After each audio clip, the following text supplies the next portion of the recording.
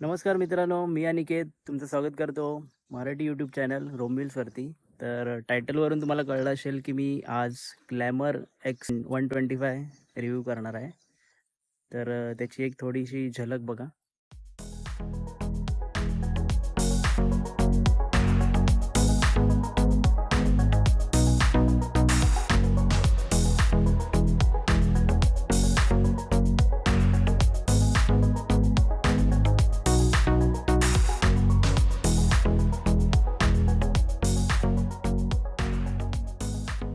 तर आज आपण डिस्कवाला व्हेरियंट रिव्ह्यू करणार आहे. तर डिस्कची एक शोरूम प्राईस आहे I think so 1 lakh around मुंबईमध्ये, आणि ड्रमची आहे 89,000. 10,000चा काहीतरी फरक आहे दोघांमध्ये. जास्त काही फरक नाही आहे. डिस्कमध्ये तुम्हाला बॅकलाईट, चारही इंडिकेटर आणि हेडलाईट LED मध्ये भेटतात, आणि पुढे डिस्क भेटतो आणि क्रूज कंट्रोल भेटतो. बाकी सगळं सेम आहे. फक्त ड्रममध्ये तुम्हाला डिस्क LED वगैरे काही भेटणार नाही. हॅलोजन हेडलॅम्प्स आणि टेललाईट आणि इंडिकेटर्स तुम्हाला हॅलोजनमध्येच भेटणार, आणि क्रूज कंट्रोल येणार नाही. तर आता आपण पुढून सुरुवात करूया. पहिलं इथे वायझर आहे. हा वायझर कंपनी फिटेड नाही आहे, हा आफ्टर मार्केट लावलेला आहे. कंपनी फिटेड वायझर थोडा वरती येतो. त्याच्यानंतर इथे खाली हिरोचा लोगो आहे. त्याच्यानंतर ही LED आहे, DRLs आहेत, फुल LED आहे. आणि इथे बघा एचचा शेप पण आला आहे, ते रिफ्लेक्टर्स आहेत. हा डिस वेरियंट आहे, त्याच्यामुळे ह्याचे इंडिकेटर्ससुद्धा LED मध्येच भेटतात. मागचे इंडिकेटर्स पण LED मध्येच आहेत, आणि मागची टेल लाईट पण LED मध्येच आहे. तिचा पण शेप बघा एचमध्येच दिसतोय. हे आहेत ट्यूबलेस टायर, C8चे आहेत. साधारण 18 इंचाचा टायर आहे. पुढे तुम्हाला डिस्क भेटतो. मागे पण सेम आहे, 18 इंचाचा ट्यूबलेस टायर आहे. मागे तुम्हाला ड्रम भेटणार. जर तुम्ही ड्रम वेरियंट घेतलात तर दोन्हीकडे तुम्हाला ड्रमच भेटणार, पुढे आणि मागे पण. तर हे आहेत फ्रंट टेलेस्कोपिक सस्पेन्शन्स आहेत. मागे तुम्हाला स्प्रिंगवाले सस्पेन्शन भेटणार दोन्ही साईडला. आता आपण वळूया याच्या टाकीकडे. ग्लॅमर एक्सची बॅजिंग आहे टाकीवर. ह्याची टाकी 10 लिटरची आहे. कंपनी असा क्लेम करते की 60चा मायलेज देते. आता वळूया इंजिनकडे. हे आहे एअरकूल 124.7चा CCचं इंजिन आहे, जे 11.5 bhp हॉर्स पॉवर जनरेट करतं आणि 10.5 न्यूटन मीटर टॉर्क जनरेट करतो. आणि याच्यामध्ये एक कॉम्बी ब्रेकिंग सिस्टम दिलेली आहे. म्हणजे तुम्ही जर मागचा ब्रेक प्रेस केला तर पुढचा ब्रेक पण ऑटोमॅटिकली तो दोन्ही कंबाईन होऊन लागणार. ही एक चांगली सिस्टम दिली आहे याच्यामध्ये.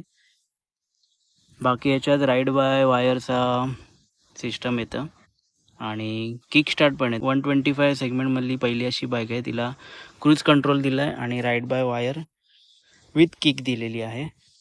आणि ही अशी कम्प्युटर सेगमेंटमधली वाटत नाही, कारण का ही गाडीची खूप मस्क्युलर वाटते. तुम्ही जवळून बघाल ना हिला, मस्क्युलर आहे गाडी. 125cc अशी वाटणारच नाही. आता वळूया याच्या सीटकडे. सीट एकदम मोठी आहे, कुशनिंग पण चांगलं आहे, फॅमिलीसाठी चांगली सीट आहे. इथे साडी गार्ड दिला आहे, फुल चेन कवर दिलेला आहे. तर आता आपण जाऊया याच्या हँडलवरकडे. इथे तुम्हाला हॅझार्ड लाईटचं बटन देईल, किल स्विच आहे, क्रूज कंट्रोल्स आहेत. त्या साईडला तुम्हाला डिस्प्लेसाठी, हँडल करायसाठी इथे टॉगल्स दिलेले आहेत. इथे पासिंग लाईट आहे, इंडिकेटर्स आहे, हॉर्न आहे. आता वळूया याच्या इन्स्ट्रुमेंट क्लस्टरकडे, जे फुल्ली डिजिटल आहे, कलरवाला आहे. ह्याच्यामध्ये तुम्हाला RPM दाखवणार, स्पीड दाखवणार, गिअर पोझिशन दाखवणार, रिअल टाईम ॲव्हरेज दाखवणार, मायलेज दाखवणार, रेंज दाखवणार, प्लस टायमिंग पण आहे. इथे फ्यूल किती आहे ते दाखवणार. प्लस इथे USB दिलेलं आहे C टाईपचं. इथे तुम्ही चार्जिंग करू शकता. आणि याच्यात 3 मोड्स येतात राईड बाय वायर असल्यामुळे. एक आहे इको, रोड आणि पॉवरचा. ह्याच्यात ब्लूटूथ कनेक्टिव्हिटी आहे, त्याच्यामुळे turn by turn navigation plus message आणि कॉल अलर्ट पण तुम्हाला दाखवणार. आणि दिसायला पण नीट क्लिअर दिसतंय. आता ऊन आहे तरी पण आपल्याला याच्यात दिसतंय, त्याच्यामुळे विजिबिलिटी याची चांगली आहे डिस्प्लेची. आणि याच्यात engine side stand cut off दिलेला आहे. जर तुम्ही साईड स्टँड खाली केलं तर इंजिन स्टार्ट होणार नाही. हा एक चांगला फीचर दिलेला आहे.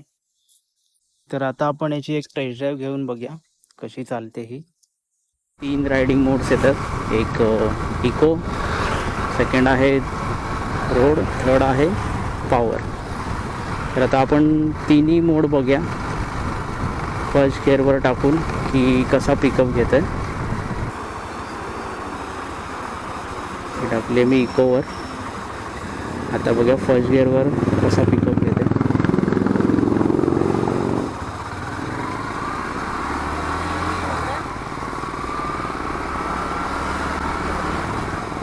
थोडा रेस्ट द्यायला लागतो.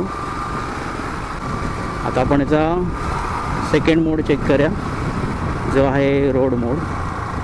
मी सेकंड मोडवर टाकतोय रोड मोडवरती. त्याचा पिकअप बघूया.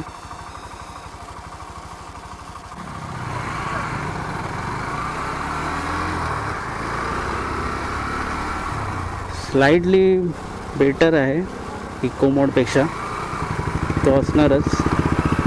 ॲक्च्युली रोड मोडमध्ये दोन्ही मिक्स केलेत. एक पहिलावाला जो आहे इको मोड आणि लास्टवाला आहे जो पॉवर मोड.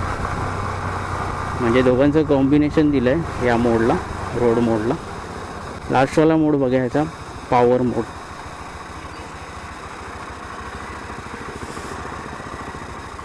आम्ही टाकला पॉवर मोडवर. तर बघा पिकअप कसं घेतं.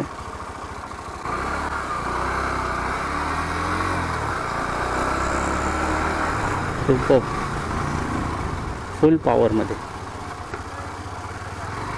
शेवटी पॉवर मोड आहे, ह्याच्यात जास्त पॉवर खेचणारच गाडी. आणि फुल स्पोर्ट्स मोडसारखं वाटतंय. ॲक्च्युली पॉवर म्हणजेच स्पोर्ट्स मोड झाला या गाडीसाठी. तर असे हे 3 मोड होते ग्लॅमर एक्स 125मध्ये. याच्यात एक अजून एक सिस्टम आहे जी i3S आहे. i3S म्हणजे आयडियल स्टॉप स्टार्ट सिस्टम. म्हणजे तुम्ही सिग्नलला वगैरे कुठे उभा असाल आणि जर तुम्ही गाडी न्यूट्रलला केलात तर विदिन 5 सेकंड गाडीचं इंजिन आपोआप बंद होतं. आणि जसं तुम्ही क्लच दाबाल किंवा हलकासा एक्सीला जरी केला तर ऑटोमॅटिक गाडी चालू होतं. हा ह्याच्यात एक फीचर दिलेला आहे. अजून एक ह्याच्यात एक सिस्टम आहे जे बघा इथे गिअरच्या बाजूला दिसतंय, ॲरो दिसतंय डाऊन. म्हणजे इंजिन तुम्हाला सांगतं की बाबा एक गिअर कमी कर. तर मी थर्डवर टाकलं.